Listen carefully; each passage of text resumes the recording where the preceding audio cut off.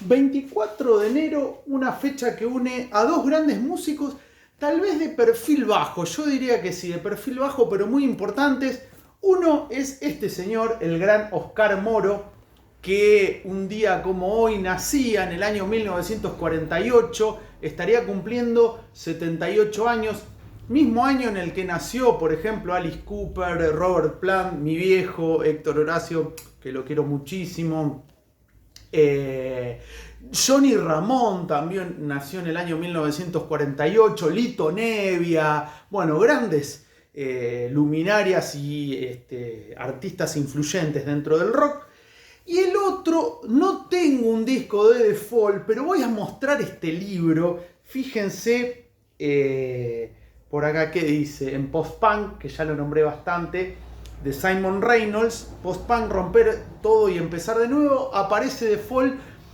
Hace 8 años se iba el gran Mark Edward Smith, más conocido como Mark E. Smith, la voz, el alma mater de Fall. The Fall, una de las bandas post-punk más importantes e interesantes de la historia, que surgió ahí en Manchester junto a Joy Division, aparecieron juntos prácticamente, pero con un perfil mucho más bajo, más no indie, under de The Fall, y con Mark Smith, que para mí era un gran frontman.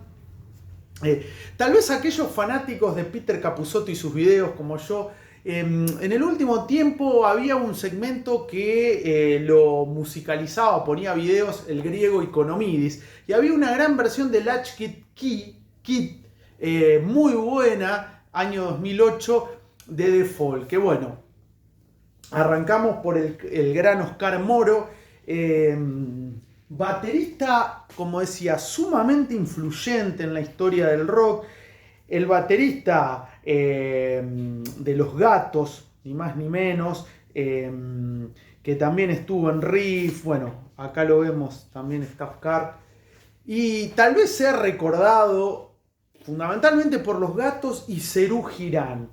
Oscar Moro, como decía, nació en 1948, un día como hoy, un 24 de enero, en Rosario. Él contaba en entrevistas que empezó a tocar de chiquito, ya a los 13 años tenía 2 cacerolas que tipo Willy Baterola le pegaba a las cacerolas, y ya un poquito más grande, adolescente, empezó a tocar en diferentes eventos musicales de carnaval que eran muy populares en esa época, en shows, eventos musicales que se hacían en carnaval en su Rosario natal. Era florista, o sea, vendía flores en la vía pública, e ingresa a Los Gatos en 1967, principios de 1967, principios de 1967, sí, eso quiero decir, cuando todavía no tenía 20 años. Y Los Gatos Salvajes habían sacado ese disco que tenía la respuesta, hoy tienes que darme una respuesta de amor. Bueno, de esa primigenia agrupación que antes fueron The Wildcats, quedan Lito Nevia y Ciro Fogliata. Contaban que prácticamente vivían de lo que podían, no tenían ingresos fijos, pero estaban con la idea de no bajar los brazos con la música. Entonces, bueno, Lito y Ciro Fogliata continúan con Los Gatos, y ahí Ciro va a buscar a fines del año 1966, eso es lo que quería decir, lo va a buscar a Oscar Moro, como decía, que lo conocía de sus participaciones en esos eventos de carnaval, y bueno, era florista, como comenté también, y se lo llevó, lo convenció, lo llevó a Buenos Aires y se estableció ya con Kai Galifi y con Alfredo Tot, más obviamente Moro y Nevia Fogliata, y Los Gatos arrancan de manera incierta, pues no sabían qué iba a pasar, pero el éxito apabullante, tremendo, descomunal de La Balsa los convirtió no en los pioneros del rock argentino, mejor dicho, los padres, como se dice, porque yo disiento de esa palabra, el padre del rock and roll, porque hubo otros artistas, los Beatniks, el mismo Sandro, pero son sí los padres en popularizar el rock. Y eso es tremendamente importantísimo para la historia de la música y para todos los amantes como yo del rock argentino. Bueno, después de ese éxito de la balsa, hay una primera separación de los Gatos en 1969. Lito comienza su recontra hiperfructífera carrera solista. También participa en El extraño del pelo largo, esa película en la cual le obligaron a cortarse el pelo y era El extraño del pelo largo. Bueno, cosas de las dictaduras que obviamente nunca se van a entender porque son brutos. Y el resto de los Gatos, Kai, Oscar Moro justamente, Ciro y Alfredo Tot, se van a Nueva York, estuvieron 9 meses. Grabaron un simple con un cantante norteamericano que está inédito y Kai, decididamente Kai Galifi, se instala en Brasil, vuelve el resto y se reformulan los Gatos, se recomponen, se rearman y el guitarrista en vez de Kai Galifi pasa a ser un señor llamado Norberto Napolitano, el Carpo. Acá lo tengo obviamente porque el Carpo está muy ligado, Oscar Moro estuvo muy ligado al Carpo. Bueno, después de la disolución definitiva de los Gatos, comienza una gran trayectoria de Oscar Moro, que era un personaje que todos los músicos, o la mayoría de los que hablaron de él, justamente sus palabras eran de gran tipo, muy buena persona, muy solidaria, muy gentil. Y bueno, como decía, comienza su trayecto interminable hasta que nos deja físicamente el 11 de julio de 2006, que es en la Argentina se celebra el Día del Baterista, justamente en honor al gran Oscar Moro. Pero bueno, después de los Gatos, Winca, ese proyecto folk, más de tinte folclórico de Lito Nebbia, ahí estuvo Color Humano, La máquina de hacer pájaros también. Estuvo en Riff en un momento que Michel Peyronel se fue, bueno, estuvo ahí Oscar Moro en la época de Huff, si la memoria no me falla, con Beto Satrañi, sacó el disco Moro Satrañi en el 83 y bueno, y muchos, o la gran mayoría tal vez lo descubrieron en Serú Girán, siendo ese gran batero. Que por ejemplo, o sea, marcó yo creo que a la mayoría de los bateristas de la Argentina que arrancan en los 70, por ejemplo, Sergio Gramática de Los Violadores, en su libro Lo escribí porque me lo prometí, o lo hice porque me lo prometí, él decía que su primera influencia fue justamente Oscar Moro. Este libro obviamente lo recomiendo, de Walter Domínguez, Serú Girán, la historia, con mucha data, un fanático justamente de Serú, y bueno,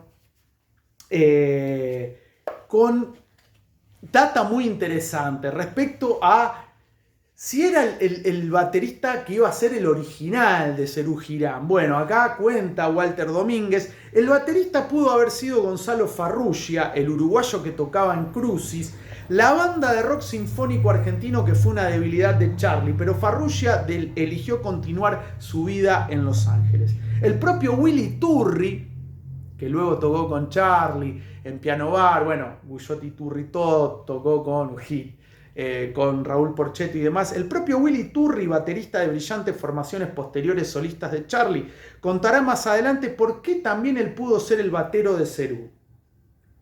Ante la indefinición, García le pegó fuerte, nunca mejor utilizado el término, y al medio.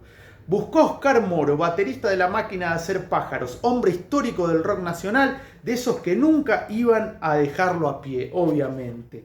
Y acá justamente, en este libro, en una parte llamada Los jóvenes de ayer, hay muchos comentarios, testimonios de músicos relacionados a Serú, o a Charlie, Fabi Cantilo, Fito Páez, Hilda Lizarazu, por ejemplo, Palo Pandolfo, Juanse.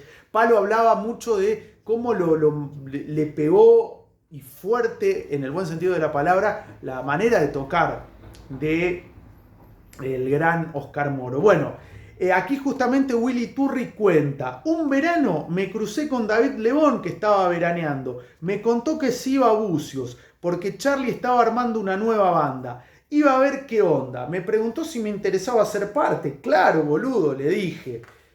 La cuestión fue que David me dijo que si se daba mi incorporación tenía que ir a Bucios para empezar a tocar. Un tiempo después me llamó: ¿sabés que acabo de llegar y ayer Charlie habló con Moro? Así que la banda la completan él y Aznar. Bueno, ahí está el ingreso. Pudo haber sido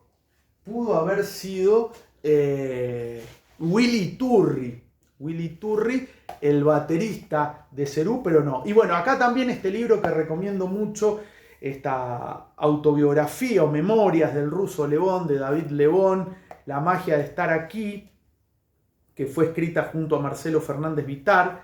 También comenta, bueno, yo imagino que va a haber una segunda parte porque el ruso Lebón tiene para muchas más memorias, pero va contando su trayectoria y habla justamente de Serú y cómo ingresa Oscar Moro y lo que le dio Oscar Moro justamente a Serú Girán. Oscar Moro, como decía, que se nos fue un 11 de julio de 2006 y desde esa época se celebra en la Argentina o se conmemora en la República Argentina el Día del Baterista. Y el otro personaje es el señor Mark Edward Smith, el cantante. Bueno, para aquellos que amamos todo lo que dio o lo que parió Manchester, es un gran referente, una persona hosca, con un humor muy ácido, y quienes estuvieron junto a él dicen que era muy difícil de trabajar con Mark Smith, con una mirada así con ese humor típico ácido inglés, bien corrosivo. Mark Smith se fue, o falleció, mejor dicho, un 24 de enero de 2018. Tal vez no tuvo tanta trascendencia mediática como debió haber tenido, porque fue un músico, cantante, pero letrista, muy costumbrista, con una ironía y un humor muy oscuro, muy denso. No eran canciones de amor, canciones simplonas, todo lo contrario, y muy costumbrista. Mark Smith, que había nacido un 5 de enero de 1957 y que, bueno, falleció en el año 2018, el 24 de enero, nació en Salford, y fue una especie, si podemos hacer un paralelo de Woody Allen a la música. ¿Por qué? Porque sacaba prácticamente un disco por año con The Fall. Fueron 32 discos desde el año 77 que graban el primero hasta 2018. Así que era, pero tampoco, y os vale aclarar que no eran discos o canciones de descarte o grandes éxitos y demás. Canciones originales, discos de estudio con una magnitud y una brillantez tremenda. Bueno, el único original, el único que sobrevivió a todas las formaciones de Fall, muchos lo asociábamos justamente con Mark Edward Smith. Pasaron más de 60 músicos, cuenta la leyenda, lo cual demuestra el carácter que tenía Mark Smith, y esa voz, una voz que no era virtuosa, pero que era muy fuerte, muy potente. No era gutural ni mucho menos, pero era, por ahí parecía monótona, pero que llegaba de una manera, para aquellos que amamos The Fall, que el nombre